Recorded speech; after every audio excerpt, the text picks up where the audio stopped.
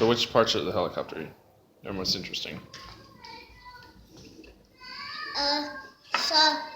So this can go up and off. Right.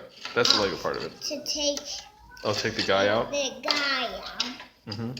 It could go Well, if it just lifts up, it doesn't need to pop out. on and off. And there's buttons to make it flat. And this can spin. And then there's the other blade. Show them the other blade. That spin. stabilizes it. Yeah. And then there's pontoons on the bottom, or I guess they're called legs? Stands? No, they're ice skating things. Oh, they're ice skis. Okay. Oh, it's an Arctic helicopter. That's right. So, and then there's a little. Show them the chain. And they can go on. Right. There's a chain that hangs off the back to pick. And who's hanging onto that? Chain. Who's at the end of that chain? The pizza guy. The pizza chef? Yeah. Who got rescued in the Arctic somehow. Now he's falling. And then he fell. Hope he survives. Okay.